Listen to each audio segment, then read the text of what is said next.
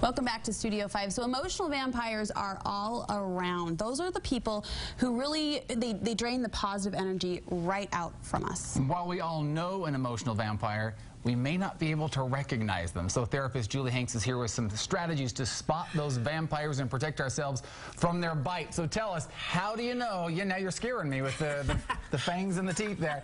How do you know you've encountered an emotional vampire? Well, Dr. Judith Orloff identified 5 signs. One is that your eyelids get really heavy. You're like, I need a nap. Have you ever interacted with someone you're like, okay, I'm just ready for a nap? And another one is your mood tanks. You feel slimed. That's why she said you feel slimed.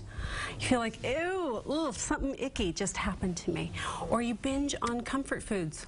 That's my excuse. Too many emotional vampires. Too many vampires. Too many. I like the mood changer because as I walked through that process in my mind, there are people who, after you hang up the phone or after you leave their presence, you feel your mood just shift. Yeah, heaviness. So those are signs that you've encountered an emotional vampire. Okay, you have some examples of some emotional vampires. You're going to walk us through what these are and how we can avoid them. What's the first one up that we're going to talk about? Well, we're not going to avoid them, but we're going to manage them, right? Because you can't avoid them. People around us will drain us, but how do you manage them? So the narcissist is the first one. And you can notice a narcissist in your life, but they have a me-first attitude. Everything kind of is about them. They have a limited capacity to empathize with you, and kind of the world revolves around them. And if they don't get their way, they become cold or withdrawn or maybe even punishing. I feel like this title is thrown around quite a bit right now in society. Narcissist? Yeah. Well, and one of the big keys is if they're not able to empathize. Right, so we all tend to be self-absorbed, but narcissists... They can't feel with you? Right. It's hard for them to see your perspective or value your perspective, right? So I put out a question on Facebook, who emotionally drains you, and got some interesting responses. In fact, Kurt Bester responded. Mr. Christmas, our Utah musician, he says he has a friend he nicknames just in his mind the consumer, because everything's about how Kurt can help this person and what he needs from, and it's never reciprocal. And so that's a really good example when you're in a relationship where it's not reciprocal. So how do we manage that? Okay, what you want to do is keep your expectations realistic. You can't expect much reciprocity with an emotional vampire who's a narcissist. And never link your self-worth or self-esteem to their approval. So because it's a bottomless pit. You've got to separate it. Right. And then when you're communicating with a narcissist, frame it in terms of how it will benefit them. They're asking you for something and you don't want to do it. Say, you know what? I'm not able to help you right now. Give me a week and then I'll be able to give you what you want. So you want to frame it in like how it's going to benefit. That's a subtle psychology. It's not enabling.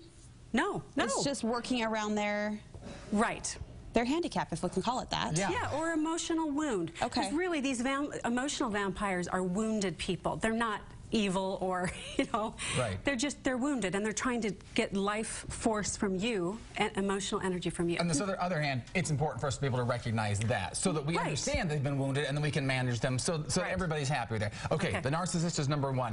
Number 2 is the victim. What's this? The victim. Poor me, right? When you give advice, they say, yes, but, you try to help them solve it.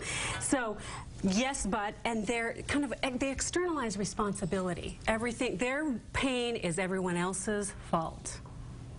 It's very common. How do you deal with the victim? Okay, you want to, last time we talked about not taking on people's emotional baggage. You don't pick up their bags when they try to say, hey, carry this for you. You want to really set kind and firm limits with them. Oh, you know what? I only have 5 minutes to talk to you right now.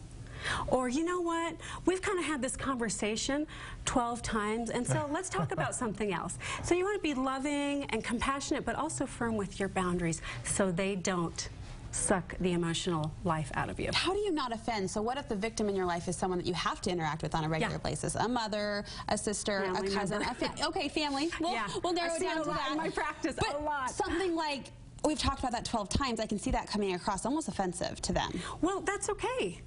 boundaries will be offensive sometimes, right? But your job is to protect your own emotional energy, not to make everybody around you happy. Big surprise for some of us. It's okay to kind of have them go, what? Because they're out of line, continuing to try and take your energy. And maybe that's the way of managing them, is by letting them know you're out of line, and maybe then they become more aware of it, and they try to keep it in control a little bit more. And you want to always be compassionate. I know you really need help. I know you're in pain, and I can't really talk to you about this anymore, so let me know when you are ready for some solutions. I'd love to give you some. Good stuff. So be compassionate. Okay, the next example of someone's going to suck the energy out of you, this one's the controller. What is a controller? How do you recognize that? They tell you how to feel and what to do. Oh, you should do this, you should feel this, and you know you've encountered them when you feel invalidated, like what you're doing or how you're feeling is not right. So how do we avoid that trap with a controller? Well, first, you never want to tell a controller what to do. That'll backfire, right? That makes sense. Never want to. You know, I had an example. A Facebook friend said that she had a church calling, and the person who was over it was a music calling, told her how to stand, what songs to sing, how to teach the songs. She said it just killed her spirit and her creativity. And so I thought, oh, that's a great example. Somebody's trying to micromanage you. So what you want to do is confidently assert yourself. So thank you for your suggestion. I'll consider it. And then do whatever you want. And then move on. Move on. With controllers, you want to stick to the important issues only. Don't get in little power struggles. Just pick out the important issues, and you're going to set boundaries with those. And then, again, never tell them what to do. Okay, this last vampire you call a splitter. What does this person look like? Or this is also a borderline. You've heard borderline personality disorder. So, you can cite this because they'll flip on you. Like, you're all good, you're my best friend, or you're my favorite daughter-in-law, and then all of a sudden, they feel crossed, and then the fangs and the claws come out. They get really angry. They feed off of anger, other people's and their own.